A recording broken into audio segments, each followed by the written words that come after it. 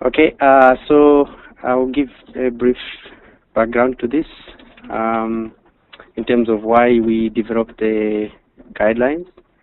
So UNICEF Nepal, we have just completed our country program for 2013 to 2017.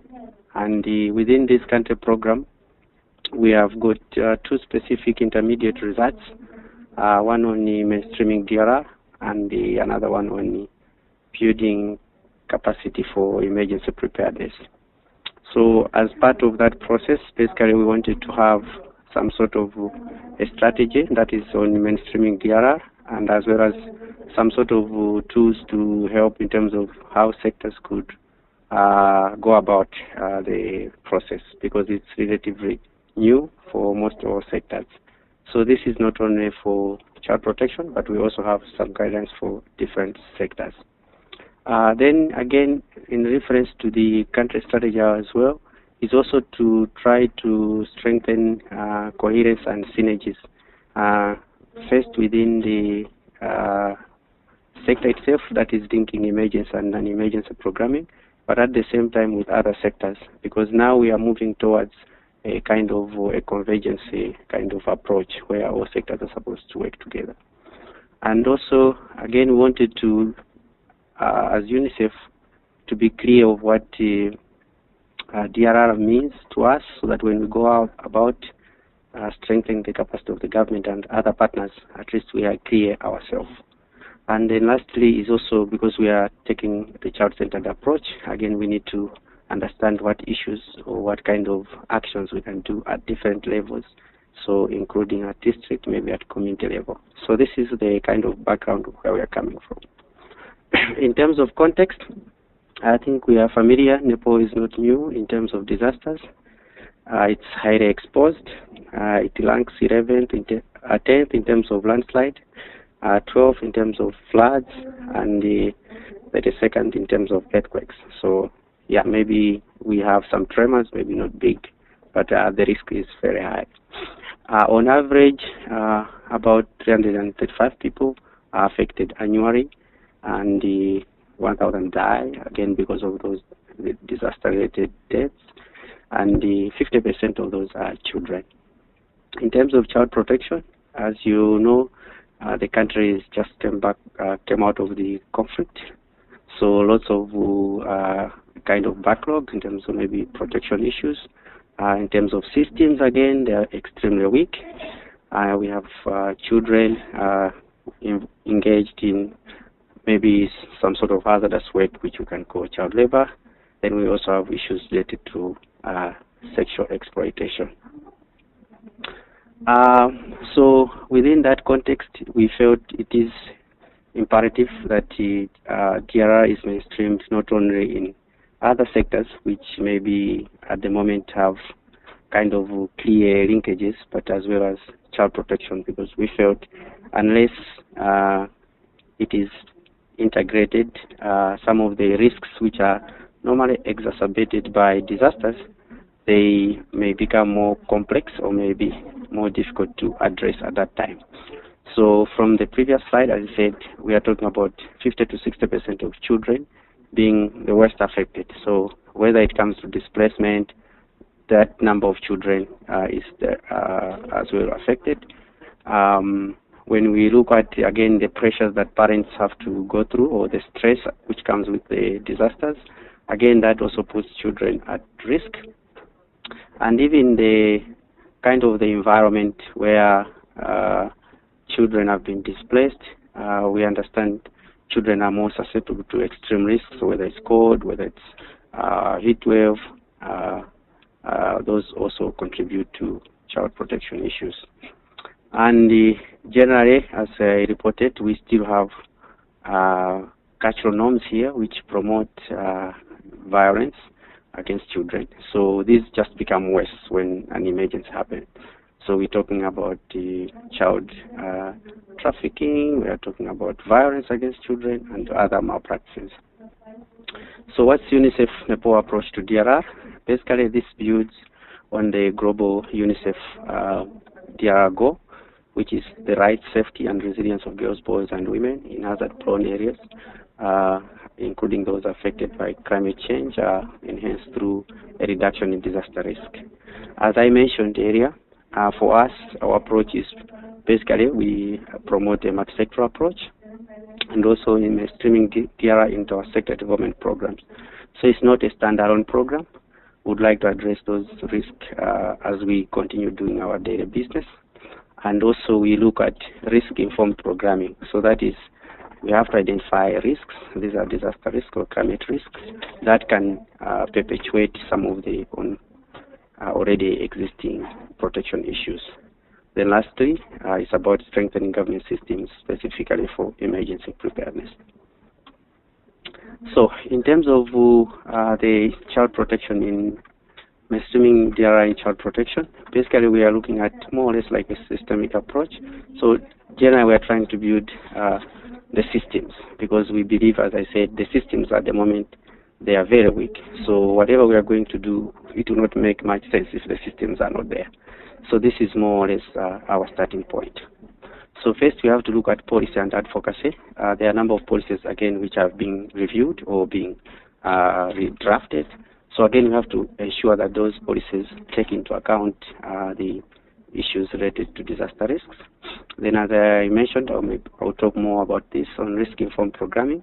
We have to identify the risk, apart from the child protection risks, which are already identified, but what disaster risks can perpetuate those protection risks.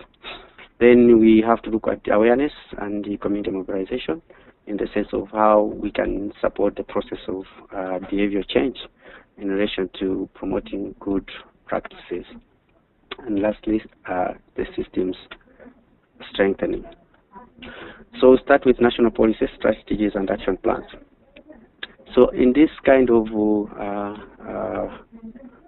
fora or sphere, basically we are trying to create an enabling environment, because what we have seen is it's not that the DRR kind of projects or actions are not there. They are there, but in most cases they are not sustainable in the sense that they are implemented as a project. They are not really factored or maybe anchored in proper policy frameworks or maybe government strategies.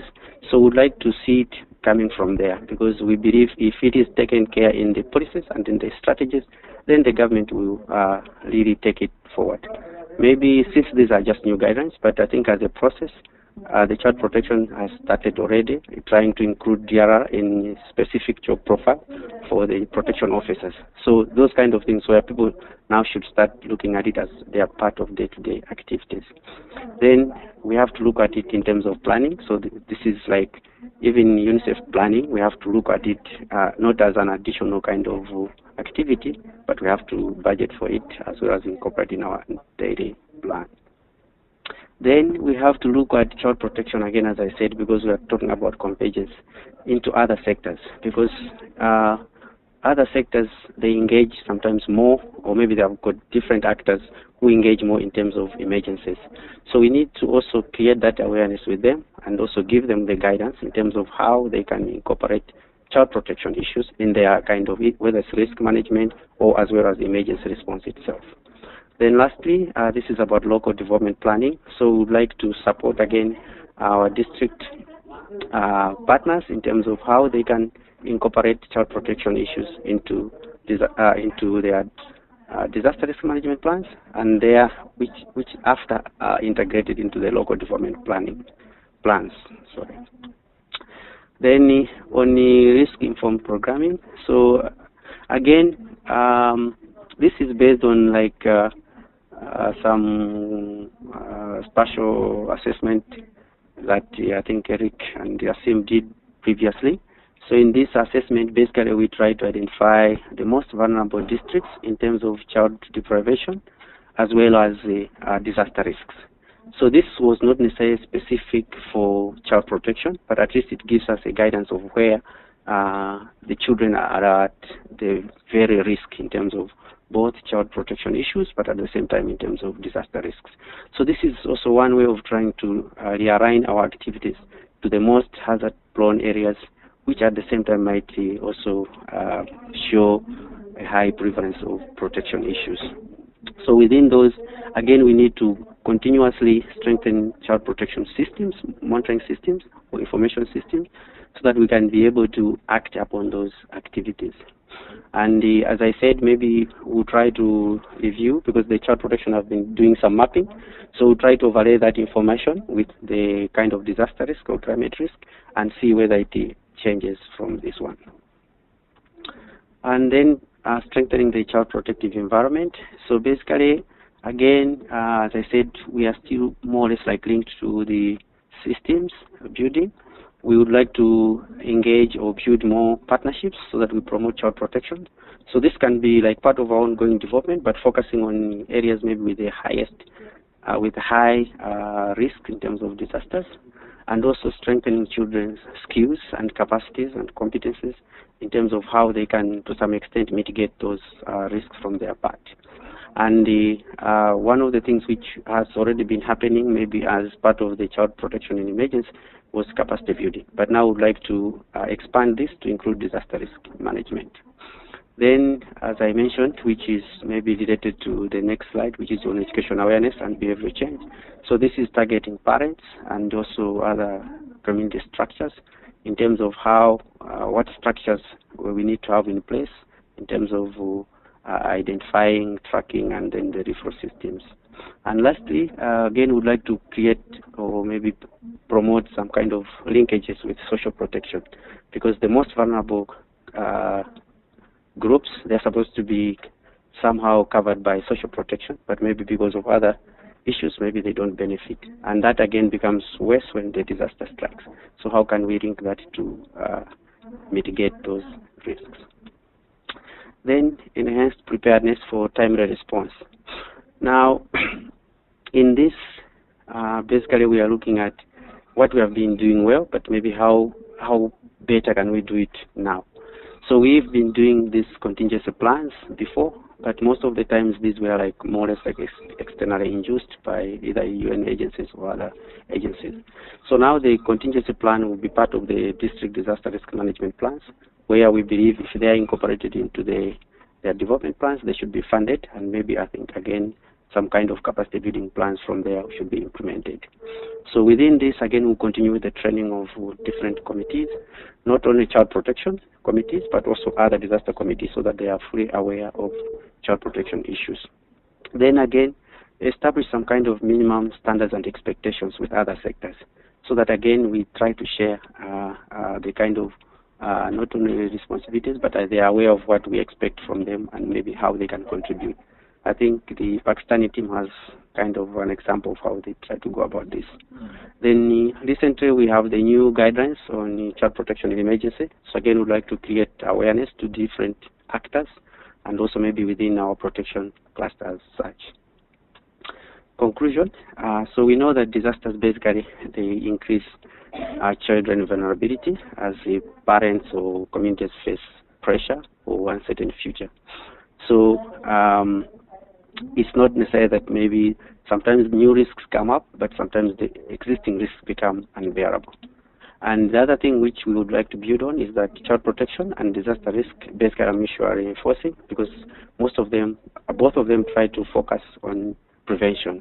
So I think if we get that linkages, I think we'll be able to build a strong foundation.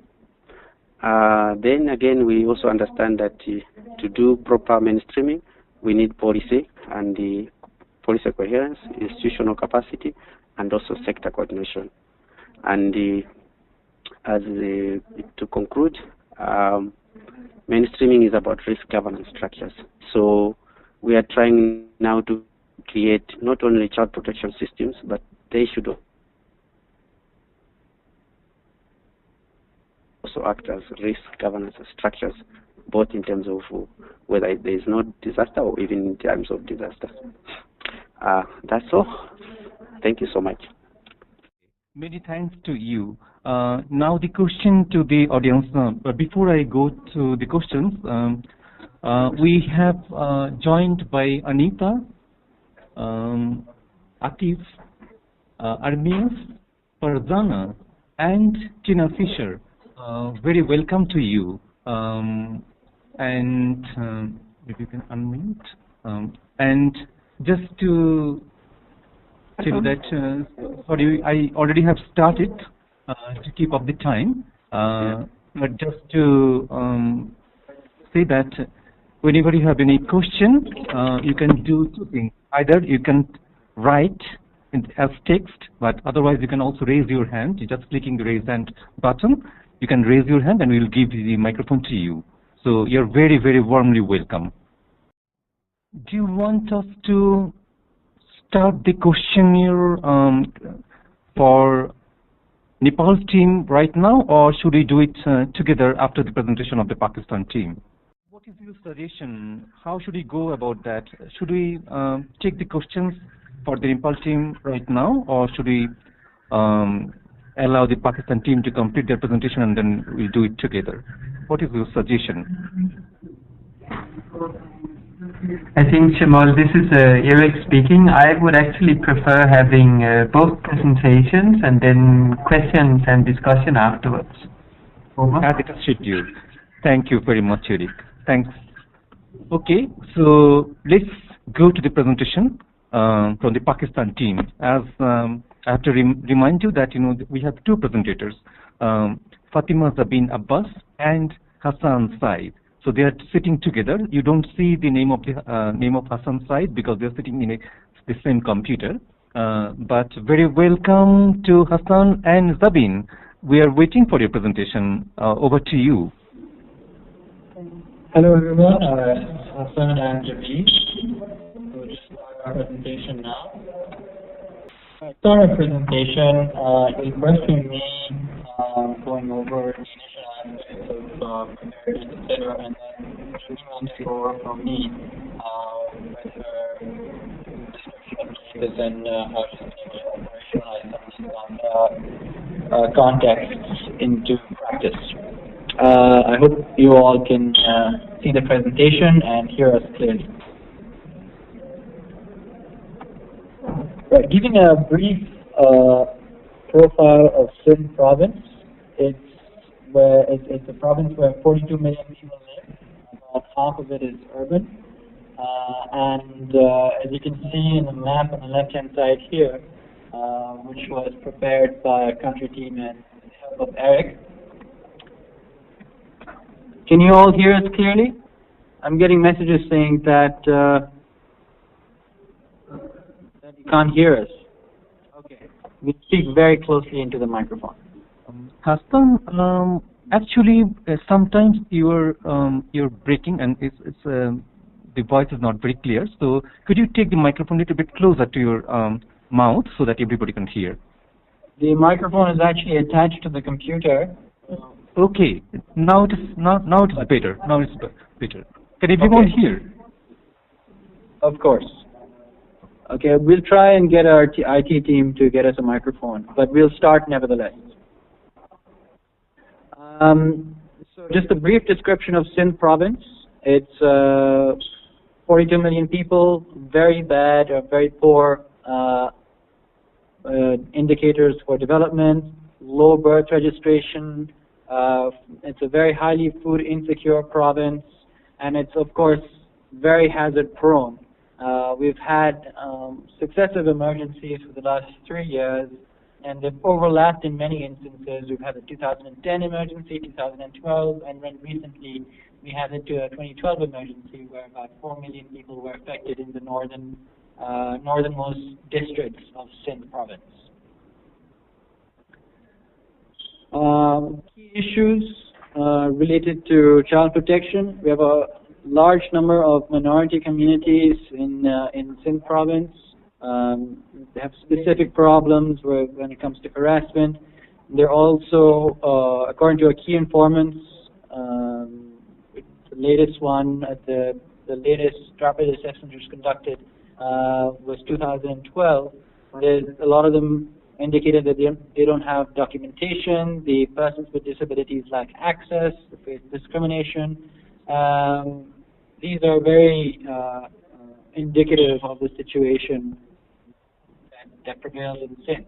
We even have, in certain areas, we have problems with landmines because even though there's no active mining program that occurred in Sindh, but these get washed into some of the areas in the villages from other parts of Pakistan. Just looking at the UNICEF Sindh approach to child-centered disaster risk reduction, our management approach is driven by our core commitments to children, the CTC indicators. We believe that they have intrinsic qualities of disaster risk reduction, so we based all our activities that conform to these indicators. The Child Well-Being Index, and the Child Vulnerability Indices, which are the inverse of the Child Well-Being Index, and the multi-hazard risk assessments. Preparedness for emergency response and DRR components in emergency response activities and early recovery.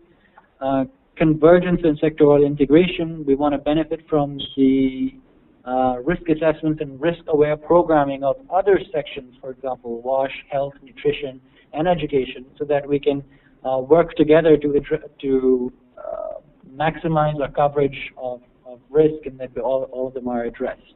And we work in a particular district where all of these are covered, or a particular UC. Capacity building of implementing partners and government counterparts, and even leveraging public-private partnerships, which has become a prominent topic here in Pakistan. We were able to secure significant support from the private sector in 2011. Just going over some of the preparedness measures for child-centered disaster risk management. We had our Emergency Preparedness and Response Plan, which was developed at the provincial level and then consolidated at the national level, which went over all the caseload, the supply needs. All we had to do is punch in some of the numbers of how many people are affected, and this rapidly sped up our emergency response activities, and this was tested in 2011 and 12, and it did indeed work. The regular resources were used to pre-buy and pre-position contingency supplies, key supplies. We were able to I'll go over these very quickly. Just long-term agreements were in place, contingency PCAs were signed. For those of you who don't understand what a PCA is, it's basically an agreement with an implementing partner that we can activate once an emergency strikes.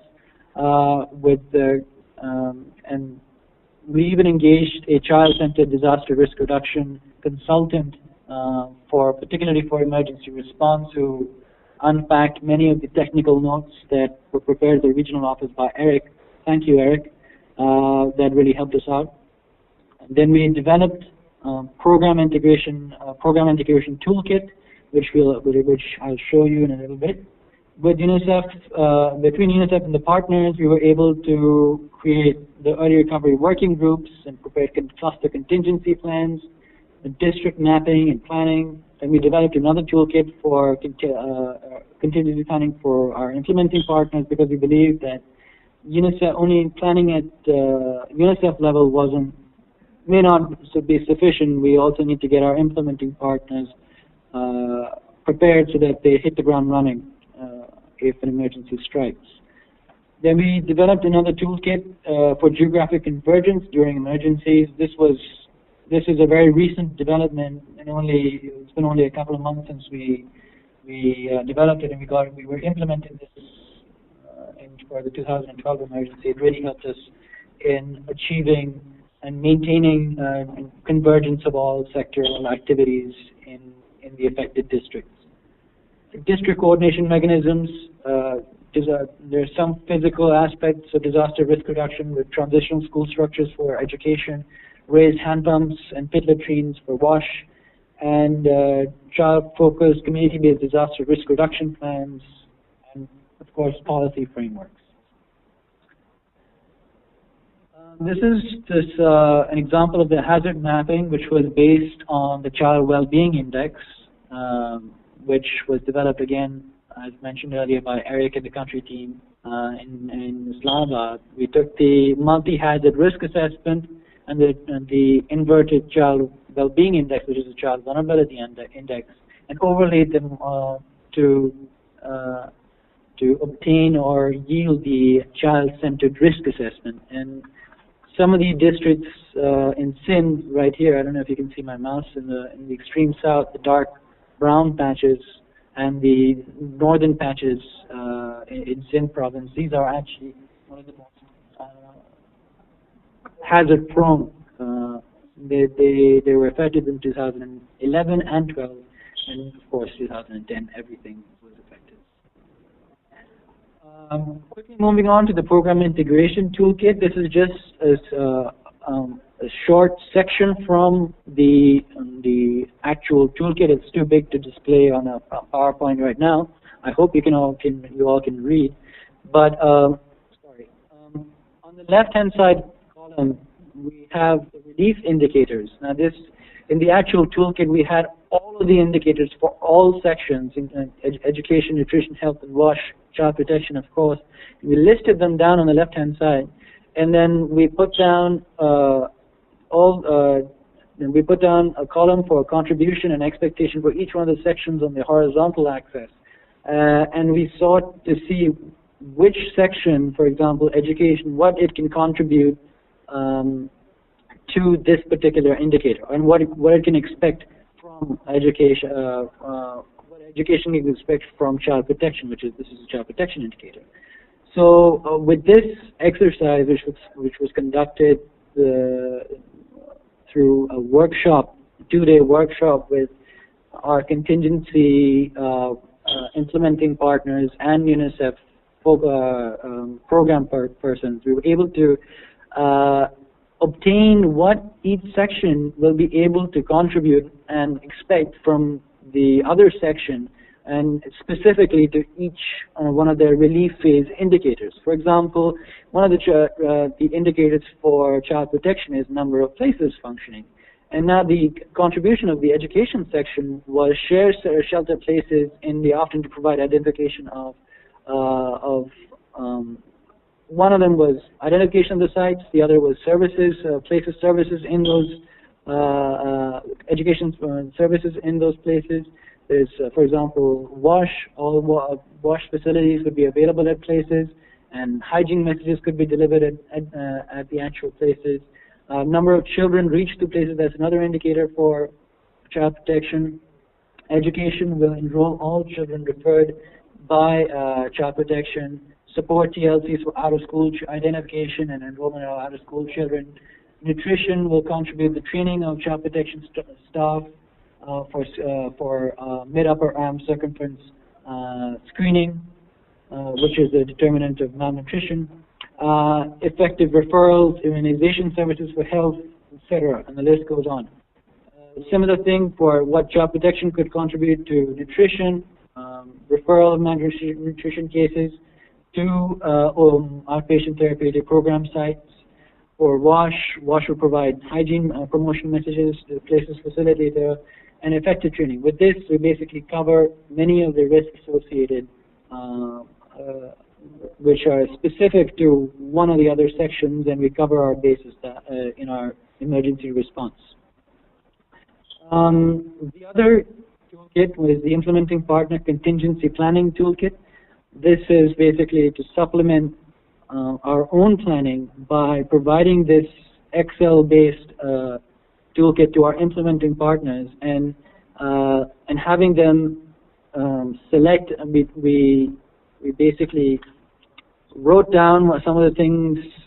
We divided this document into 3 phases: preparedness within the first 72 hours, the first month, and then there's a whole other section for M&E. So in the preparedness phase, we came up with some general indicators, just the rapid assessment for being familiarized with rapid assessment formats, structural SOPs being disseminated and understood, information management, psychosocial support for training staff, and whatever was achieved would be listed in the second column, and what was not achieved would come up as gaps, which is listed in the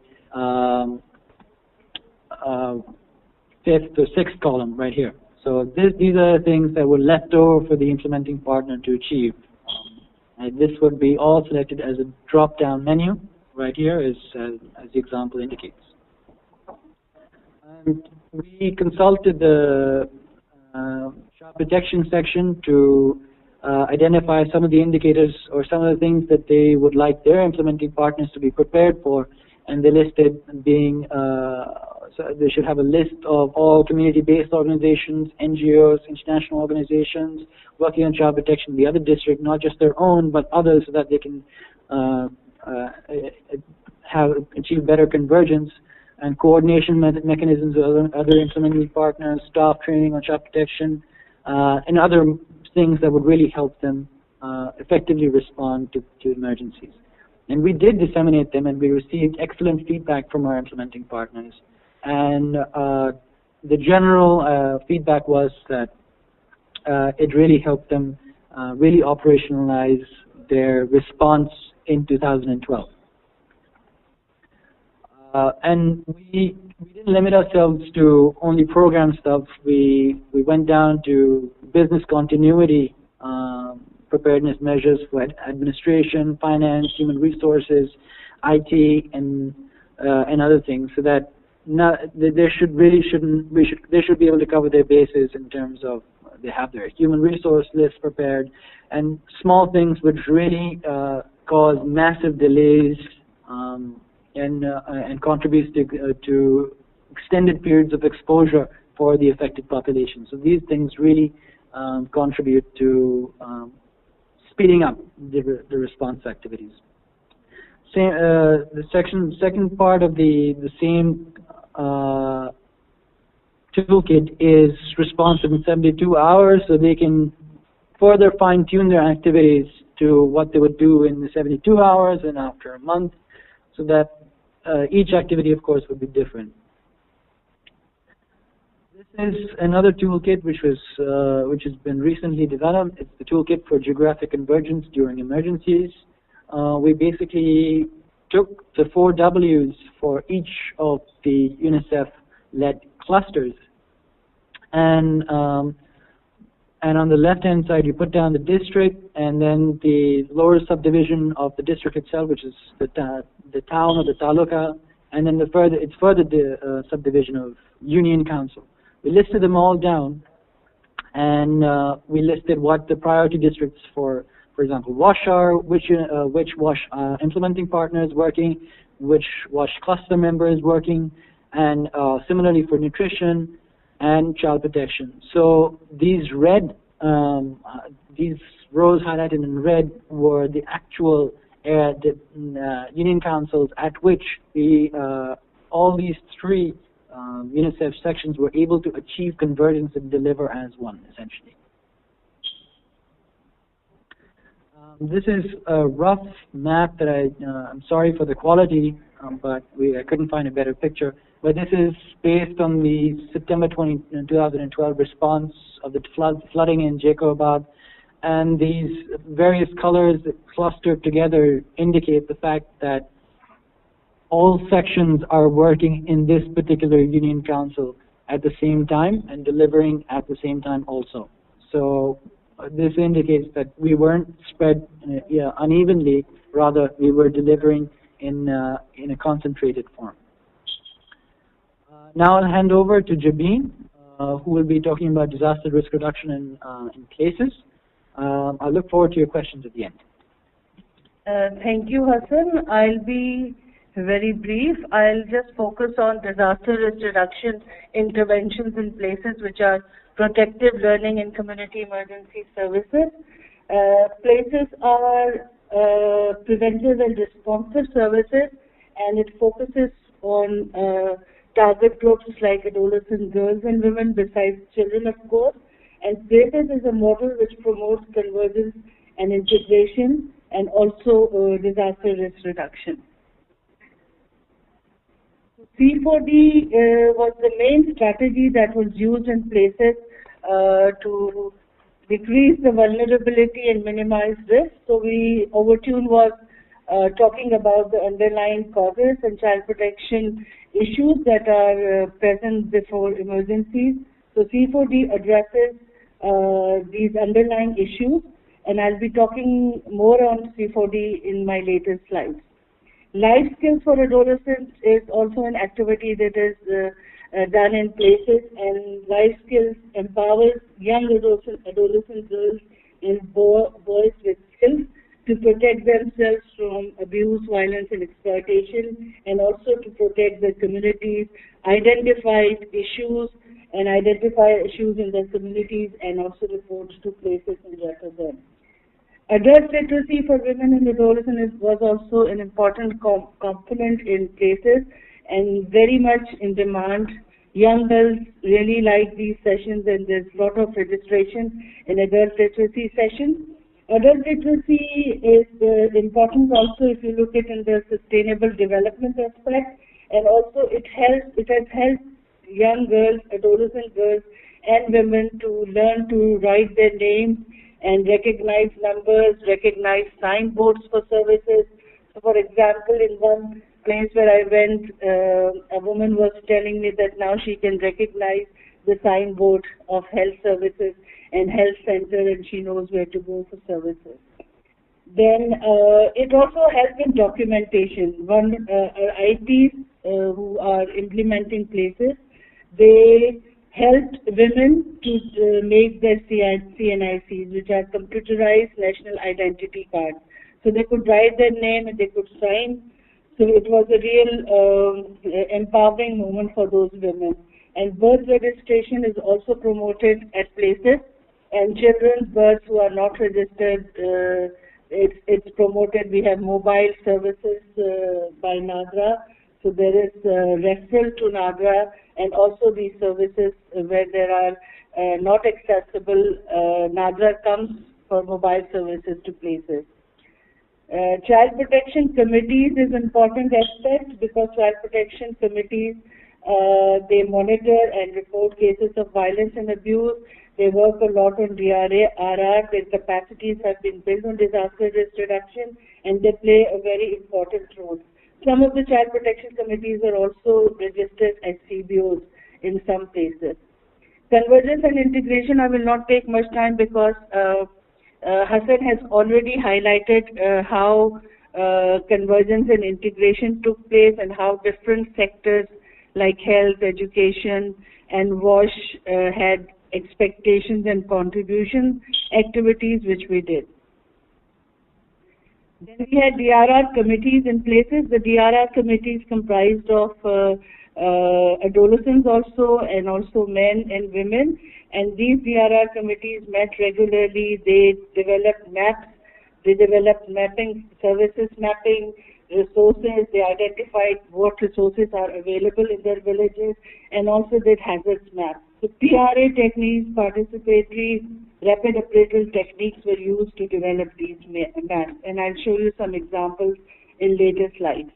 Action plans were also identified. They identified risk. For example, they identified that there's an open pond. So they, to mitigate that risk, they developed a boundary wall of sand around that pond, so that the children are not at risk of falling down or drowning. So these are some of the examples of how they develop their action plans. Awareness and knowledge on DRR is important aspect in places through storytelling, through traditional games and puppet shows. The IPs have created awareness among children and among communities also.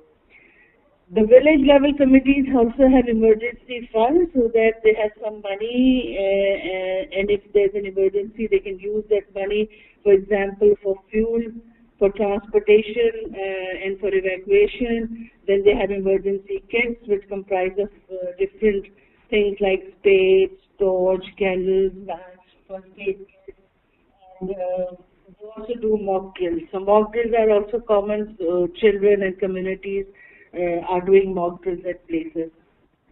This is an example of an action plan. This is in Sindhi local language that we had developed and I was mentioning.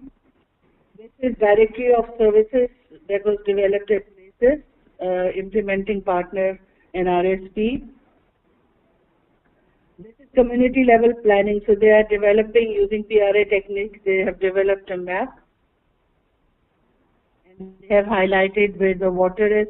And one example that I went to a village and they were sharing that they had said that they put red flags around danger areas. So in 2012, when there was rain, there was a lot of water that collected, so they put those red flags, and children and communities knew that this is danger area and children should not go near those ponds. I'll now talk about communication because communication is part of C4D. Child Protection developed emergency communication quick guide, and we did trainings of our IPs on this guide. We developed new IC materials, educational and flashcards, C4D messages, and recently the stock that we have of recreation kits, there are C4D messages on the recreation kits as well. MENA books, there was new on mind risk reduction and birth registration, and all these educational cards are included in places and are being used by the facilitators to do the sessions. So there are sessions with communities, with children, with adolescents on different child protection issues. Radio announcements were prepared, 10 key messages were selected, and radio announcements were prepared in 5 different languages, and since we had in Sindhi.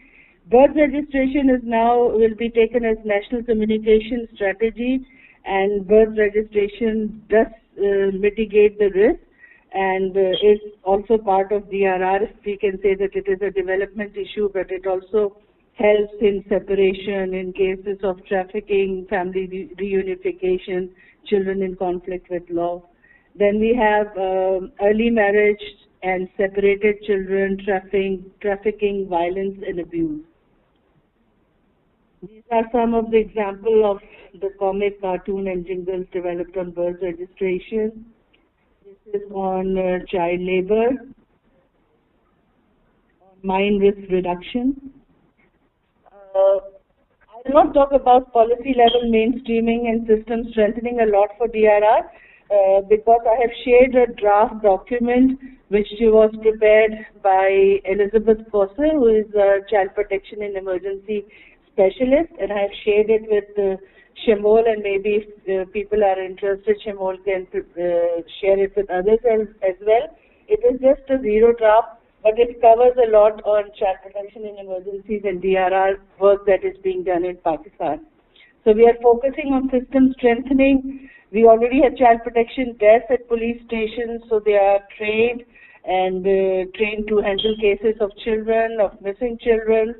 We have child protection units established by Social Welfare Department as gatekeeping, child complaint offices at Ombudsman system, and there are 13 regional offices in Sindh, so all are interlinked. Then advocacy and policy work is done. We have the Provincial Disaster Management Authority. They have a gender and child cell, and we are supporting and we are advocating for mainstreaming child protection in emergencies in their policies and in their response plan. Then on separated children, SOPs are already prepared, but it has to be endorsed by NDMA, and training modules were developed, and Annette was involved in this training module. She came to Pakistan. Thank you, Annette, for that. And now we have identified a local partner who can do trainings for other stakeholders. Then child protection in emergency resource kit is developed for Pakistan. It's yet to be endorsed by NDMA, and maybe Elizabeth can talk more about it if there are questions on this. Just to conclude, in the end, few lessons learned. DRR is part of development work, so we need to understand that. Then we need to advocate to prioritize DRR by provincial and local authorities like PDMA, social welfare. Resource allocation both at provincial level and at other levels also. Common understanding of terminologies. I think Shemol in his introduction was saying that there are a lot of terminologies, so we need to have common understanding on them. Limited capacity on DRR, so we it's really time consuming. We need expertise on DRR and capacity building even for child protection actors on DRR. Limited knowledge and data, the indicators used in the assessment, rapid assessment, DRR indicators can be included, more child protection indicators needs to be included. Convergence and integration is a good practice. The systems are weak, so in emergency it is further deteriorates, so we need to strengthen systems so that they can respond to in cases of emergencies. And of course, social protection programs, as Overtune mentioned, they need to be promoted and they need to target the most vulnerable and also be child focused. Thank you very much. This is it from Pakistan. Over to you, Shimo. Great thanks to the team from Pakistan, Hassan and Zabin.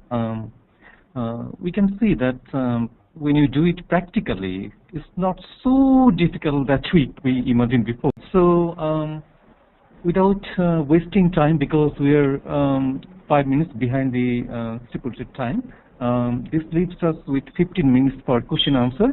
But before we go to the question answer session, I would honestly request, as also Zabin indicated in her presentation, that we have the presenter team, as well as we have Eric, we have Elizabeth Koser, who are directly involved in this uses of the tools in Pakistan. I would request Eric and Elizabeth or any other participant to add or give your views on. You can also answer some of the questions as you like. So the floor is open to you also. That will actually add value to the discussion. So I'm now opening the question answer session. You can do it in two ways. One, you can write the text, or you can also raise your hand, clicking the button, and we'll open the microphone for you. Thank you very much, and welcome to the question answer session. I just have to add one sentence that meanwhile we actually our participant Anthony Platon, he left during the discussion, and we are joined by Ron Pauls, our regional child protection advisor. So very welcome, Ron.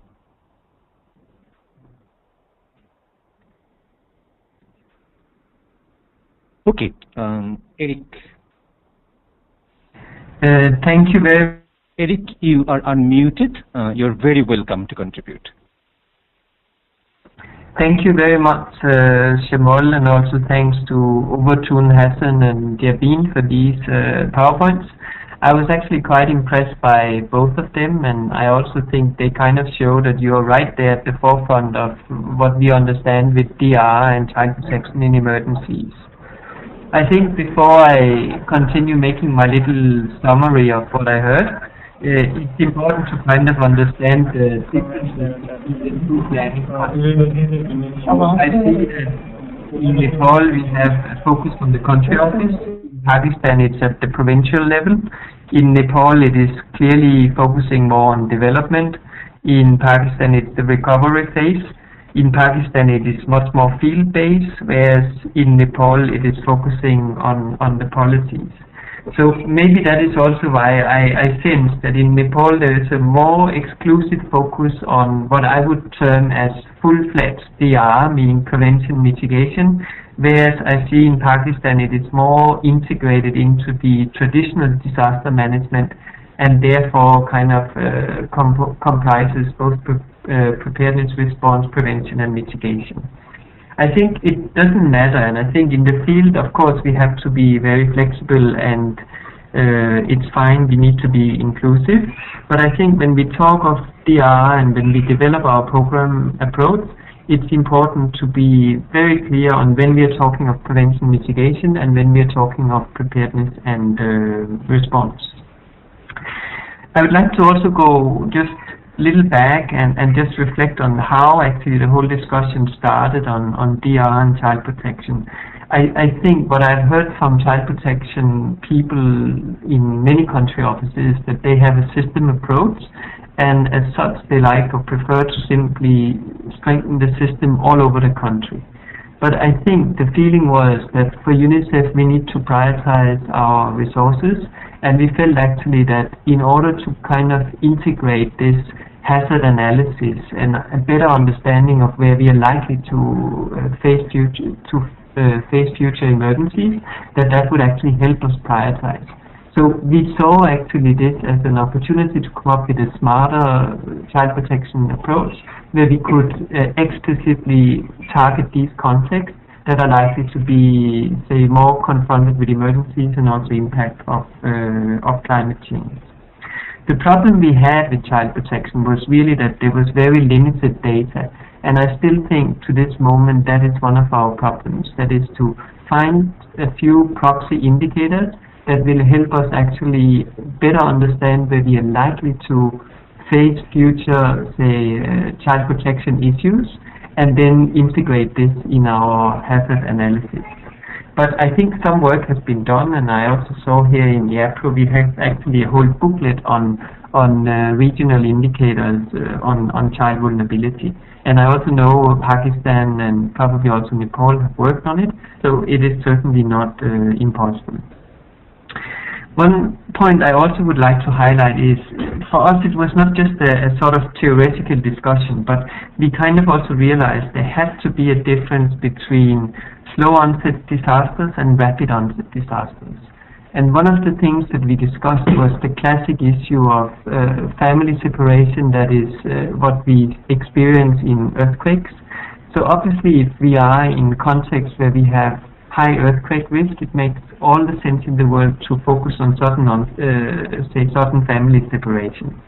On the other hand, if we are in the lowlands where we are kind of confronting recurring flooding, we have livelihood implications, we need to have another child protection approach.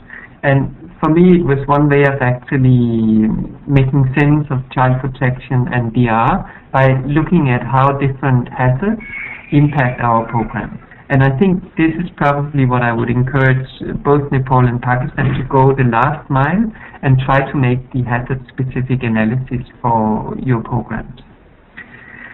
Last thing, and here I am in the sort of learning role, I would like to hear a bit more from the Pakistan team about the places approach. Basically, what is the difference from the child-friendly spaces? What I kind of guess is that it seems to build more on existing structures, whereas the child-friendly spaces, as I understood, sometimes have the problem that actually we remove children from their communities in order to protect them in the emergency phase, but that would at the same time create certain problems when we then had the sort of recovery, or say post-recovery phase. I also sense that child-friendly spaces are much more single sector, and I think I learned from Pakistan that places you see it much more as a highly cost-effective multi-sectorial intervention. So I think I'll sort of end my comments here and maybe invite someone from Pakistan to also comment on, say, differences between child-friendly spaces and places. Thank you very much. Thanks a lot, Eric. Very useful addition, and really some of the points you made is making the presentation more clear now.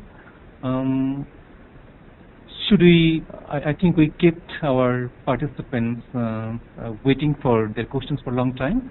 So first of all, before I go to the questions from other participants, here is some contribution from Elizabeth. Elizabeth, you are very welcome. Okay, there seems to be a small problem with the microphone. So should we go for other questions?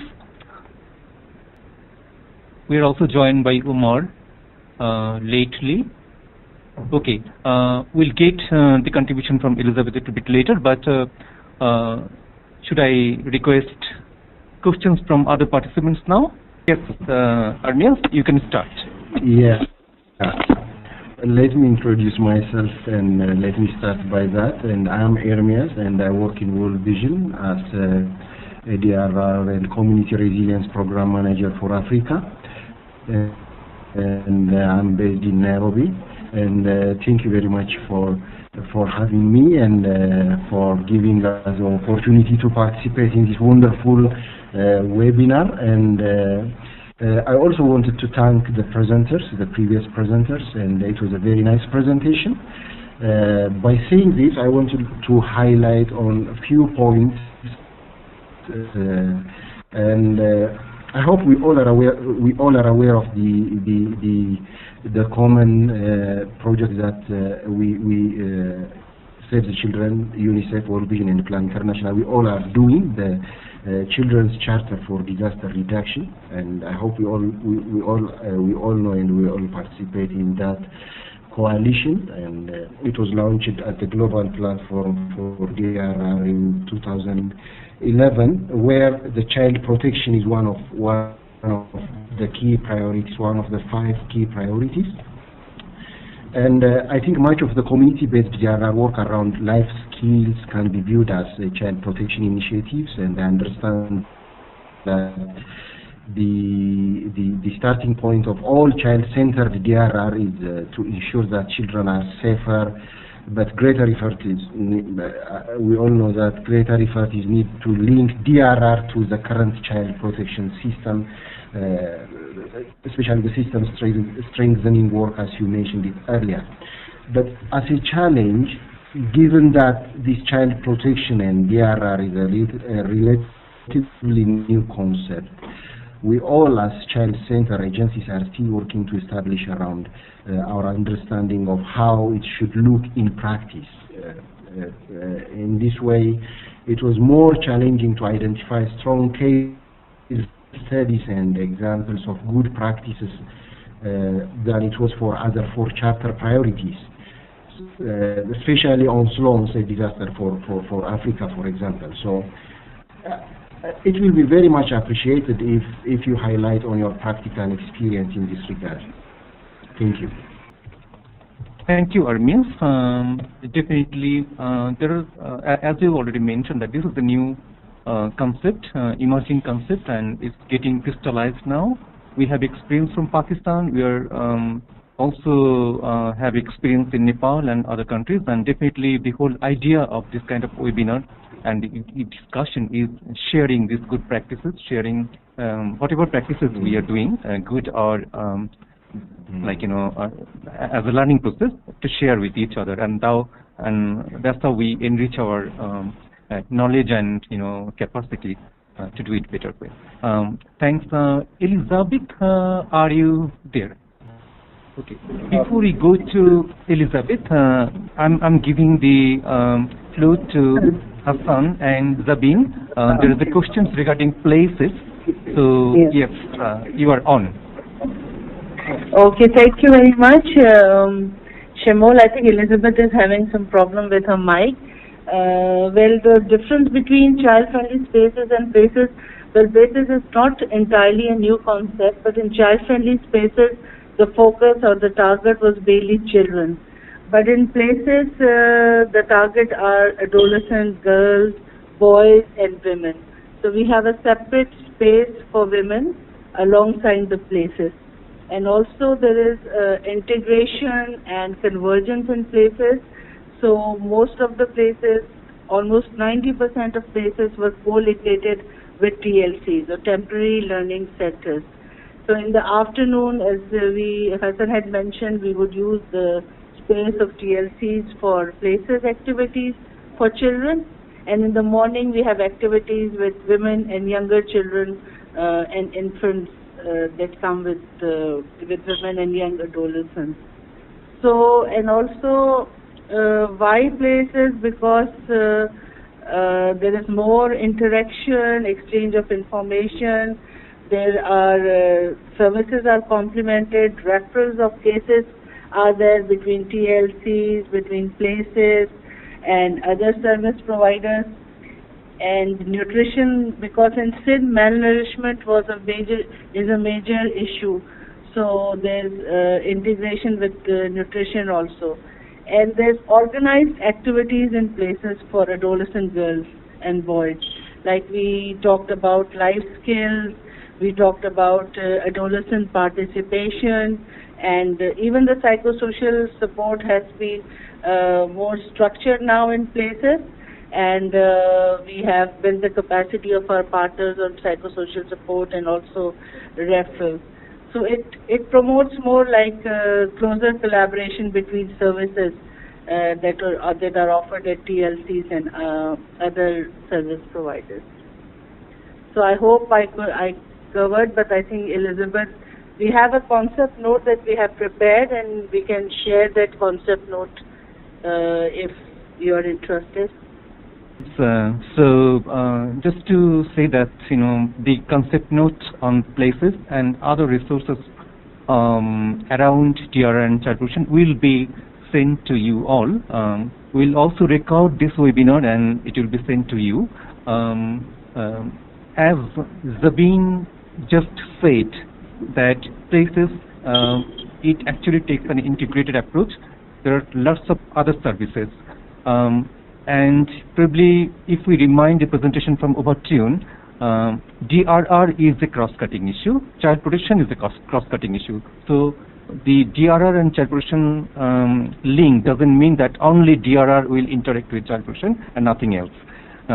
Because we have presence of many other provisions in places, that makes our work easier to link child protection and DRR, as well as with other components like health, nutrition, WASH. So places actually makes our life easier when it comes to integration. So that's what Zabin also tried to mention. Thanks, Zabin. And should we go for other questions now? We have another 7 minutes to close. Thanks, Hiran reminded me that we have seen raised hand from Overtune, so I'm just giving the floor to Overtune right now. Overtune? It's not Overtune, it's me, Radha. Oh, Radha, yes. Hi, Shamal, can you hear me? Thank you very much. I mean, I just have one suggestion. Like when we are defining child protection, rather than splitting into 2 different definitions, it would be nice to include it in one definition, like preventing and responding to violence, exploitation, and abuse against children in development context as well as in humanitarian context. That way we can mainstream DRR and child protection system-based approach. So that would be my suggestion. And even in the headquarter level, I was just looking at the intranet. They have that definition very clearly mentioned there. Yeah.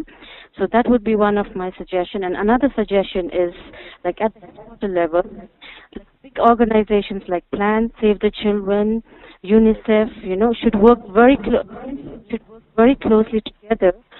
Particularly in having a common understanding on the concept and the terminologies, because we look up at the headquarter level for guidance, and then whatever our headquarters say, that we try to translate it in action here in our country offices. So if these big agencies have different understandings, that would create a lot of confusion among ourselves here in here in the country office. So these are the 2 suggestions want to give. You're absolutely correct, Radha. Am I? Yeah, I'm on. Yeah. So thank you, Radha. It's very, very important input. Just to mention that Anthony Specklon was with us before, and actually the reason in the introduction we used 2 definitions. One is child protection, one is child protection emergencies. Just to give an idea, because the word is being used in the presentation in different ways. So just to make it clear that one is child protection in normal developmental situation, the other one is child protection in emergencies. But that doesn't mean that we will use 2 different definitions. When it comes to DRR, definitely that will be one single definition as per the guideline. Thanks a lot, Radha. And we have our participants from Save the Children. I can see MENA region, Zumana is there, and then we have World Vision, and we have definitely colleagues from other agencies. We have Tina Fisher, and they really heard your suggestion that there should be common agreement in terms of terminology, in terms of using definition amongst the agencies. Thank you, Radha. Are there questions?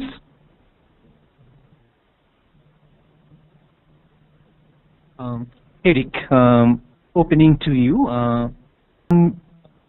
Unmuted Eric, and then that will be followed by Tina Fisher. Eric, you are on. Okay, I think that you can hear me now. Sorry for the delay. On Radha's issue about the definition of child protection in emergencies, I want to flag that we did actually in September have a workshop here in Bangkok together with, say, Plan, Save the Children, World Vision, ADPC, UNESCO, etc. And there we actually discussed, a definition of what we understand as child-centered disaster risk reduction, which was really based on the CRC. And what we kind of agreed, all of us, was that we would look at it as comprising sort of four key components. It was survival, it was protection, it was development, and it was participation. And one of the things that I'm trying to do at the regional level is actually work with colleagues from SAVE and Plan and World Vision, and then try to come up with an agreed understanding of what we call child-centered disaster risk reduction. And I think that might also actually help in the way that we understand child protection in emergencies and DRR, because essentially the child-centered DRR is obviously based on the CRC. But I would like to also hear a bit from Overton maybe about how he's approaching that challenge in the Nepal country office. Thank you. Thanks a lot, Eric. Overton, do you have to add anything on that, or should we straight go to Tina Fisher? Okay, we go straight to Tina Fisher. Tina, you are on. Okay. Thank you so much for the presentations. I found them very, very helpful and very interesting, and I have a whole bunch of questions that are running around my mind at the moment. But I'm going to try to focus on one. For those in the group that I don't know, my name is Tina Fisher, and I'm a member of the Rapid Response Team on the Child Protection Working Group. The question that I have relates specifically to the question of risks and how we define risks. It seems to me central to this discussion about DRR and child protection and how they integrate or how they overlap or how we can better conceptualize the two. What seems integral to that is the question of how we define risks and how we might see risks from a child protection perspective, from a nutrition perspective, from different sectoral perspectives, and how the discussion around hazards and vulnerabilities impacts that definition of risk. I think I came to this question about perhaps your experiences of defining risk when I saw from the Pakistan example, looking at the integration toolkit. Essentially, you were sharing examples of where you've looked at relief indicators and what they mean across the different sectors, or where there's overlap or how they can share. And I was wondering if there has been similar exercises done, and I'm assuming there's been many perhaps, done across the sectors with DRR specialists looking at how we might define risk across different sectors and if we are somehow coming closer to a common definition. I think for us what's particularly difficult, and this is where I think Eric, in your comment just now, you really touched on what I think must be a very important point and quite a difficult one, is this issue of not having perhaps as much data as we'd like to have in child protection. So looking at, again, the example of child vulnerability, child well-being index put on top or overlaid with a hazard mapping, I think as child protection we often will be a little bit lagging behind the other sectors because we might not have all the data and the indicators that we would like to have to give us that kind of definition and depth that we would need. I've touched on a lot of issues, but perhaps to bring it back to just one more defined question is if participants could share if they've gone through sort of risk definition exercises and what those have looked like with the different sectors. I'd be interested to know. Thank you. Thank you very much, Tina. Actually, the question is around risk, and the second question, as I understand, is also around risk. So, definition of risk. The question is directed to the Pakistan team, but also anyone is open to contribute. I think it's a very important question as well, because it's also part of the conceptual clarity that we all need. So how do we define risk and the impact of risk in impact of vulnerability in risk definition? The second question was, do you have any risk definition exercise experience? So this question, the second question is related to all participants. So who is going to answer? Okay. Can I? Okay. After, over to you. Okay. Eric, you're going first and then over to you, or yes? Eric, you are open. Thank you very much. I really don't want to dominate the discussion, but Tina, I think your comment is spot on, and I have just been sitting at our annual review here in the regional office, and the more I hear about our internal discussion, I do agree there's a key issue in how we understand risk. And as you say, the problem is particularly big to say the child protection section, because we don't have the data. So in some sectors like education, it's quite simple, quite easy to define child vulnerability. Even in health and nutrition, because we've got lots of numbers. What I learned from child protection is we don't have that, and that's why we need to come up with something we could call proxy indicators. I think the most helpful thing is probably that I will try to send you this publication that I have seen that our child protection colleagues is developing here. Basically, they have come up with a package of indicators that they consider are relevant to define whether a child protection system is strong or not. And maybe that will be helpful. I must admit I have not actually sort of looked at it in great detail, but I think it's a good starting point. And then just one practical thing, what we have done up to now in UNICEF, when we have looked at risk, is obviously from the DRR perspective, we have to understand that it's a combination of hazards and vulnerability. Then we have, from the DRR perspective, we have focused more on the hazards, because we didn't really want to get into a fight with, say, the planning section in country offices about how they define vulnerability. And I think the vulnerability definition, it's not like we will have one definition that's valid for all countries. It will depend on the availability of data, reliability of data, many factors. So basically my very pragmatic approach has been, say, accept the sort of child deprivation index or child vulnerability index that the country office come up with, and then I see my job as the DRR advisor to kind of go in and then say what happened if we overlay this information with the natural hazard information, and then what will you do differently. So I mean that's my pragmatic response, but I'd be interested to hear from Nepal also how you are coping with it. Over. Thank you very much, Eric. I'm just giving the floor to the Nepal team now, Radha and over to you. Okay. Definition of risk, yes. Okay. Thank you, Eric and Shamo. Yeah.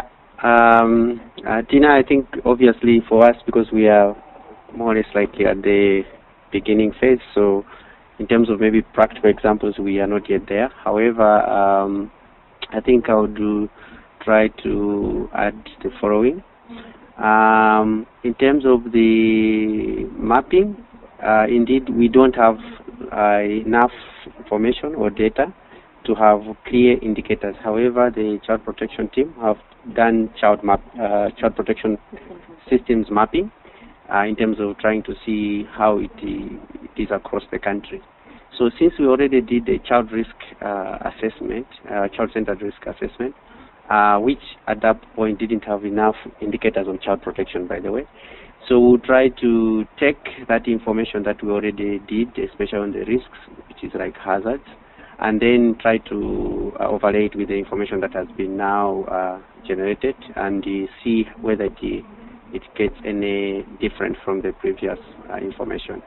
Then again, we have done bottleneck analysis in terms of all the priority districts.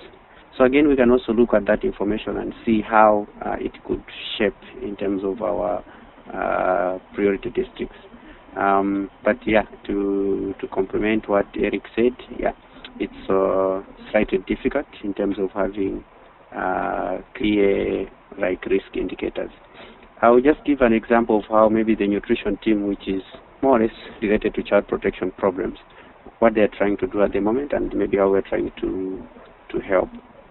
So the nutrition team has come up with 7 kind of indicators which they would like to use to identify high risk districts. So within this, basically there is a combination of malnutrition rates, so this is GAM rates, whatever they feel in the nutrition is clearly linked to maybe some kind of disasters. So GAM rates. Then we also have issues to do with food security. Then we have to incorporate some disaster risk. So within that, then we have created areas where we feel we can focus. So I think that's how I would like to add, unless if Fada has something to say. She said it's okay. So thank you so much, Shamo. Back to you. Thank you very much, Overtune. Yeah, it's just a very not easy question to answer. It's not only in relation to DRR and CP, even in other sectors. The relationship between risk and vulnerability, as we can see, is always changing. One can be exposed to risk, but it's still not vulnerable because they have the either external or internal resilience and capacity to cope with that risk. So in that sense, it's not vulnerable. So the introduction is slightly difficult and changing. So it's not easy to give a very concrete definition. It's changing. Tonight will be ongoing discussion. So we are actually over the time, and then I'm also aware that Eric and the team in East Asia, they are ahead of us by 2 hours. So thanks for your patience. And unless we have, okay, Zabin has a question and comment. I think a comment. So over to you, Zabin. Yeah, just very briefly to Tina's question. This is one area where we have identified a gap in Pakistan to assess potential child protection risks. We would like to work in this area. So some of the CP-related indicators like having low birth registration, child labor, early marriages, and others can be used, and also what are the coping mechanisms, what is the capacity of the communities and government. So we would like to really work on it, and you will see this in Elizabeth's draft that she has drafted on child protection in emergency and DRR. So maybe with some support we can work on identify what risks are and identify indicators. I also want to the child you were lost, Zabin. We can't hear you. Hello, did you hear me? Hello? Yes, Zabin, now you are heard. Okay, I was just saying that this area of identifying risk and assessment of potential risk and indicators is an area that we would like to strengthen. Draft that she has shared. Some of the indicators that we indicators like no birth registration, child labor, early marriages, that can increase the risk. And also what are the coping mechanisms? Zabin, you're not heard. Oh. Hello.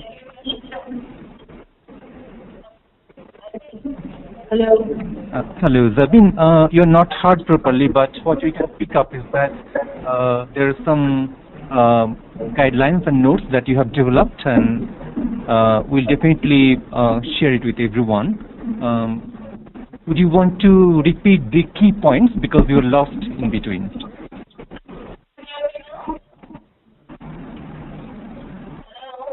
Hello, Zabin.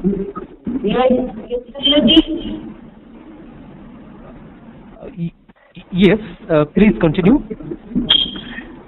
I just wanted to say that we also identified this as an area that we need to work further and develop.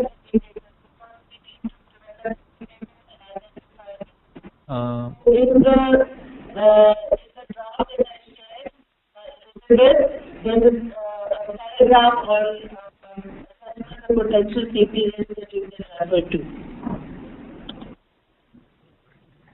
Okay, Zabin, unfortunately we could not hear you very clearly.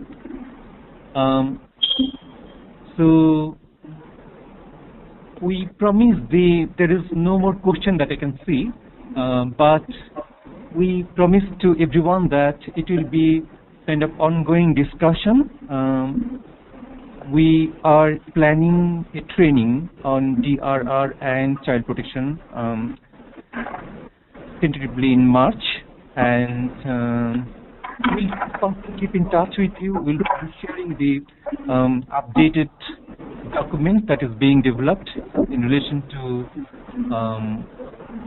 DRR and child protection.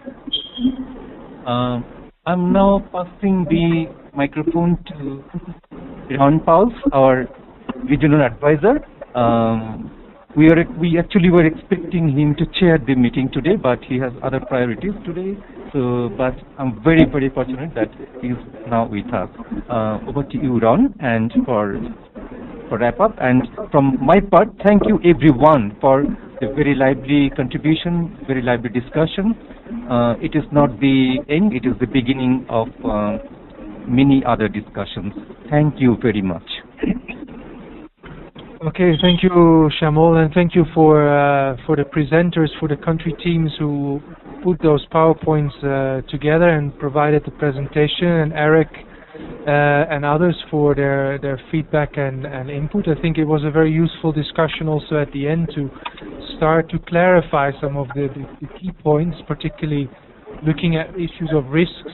And I would like to add to that also protective factors that we need to look at. If we talk about risks, then we always partner that as much as possible with protective factors at the same time, looking at it from a child protection perspective, but also protective from a DRR perspective.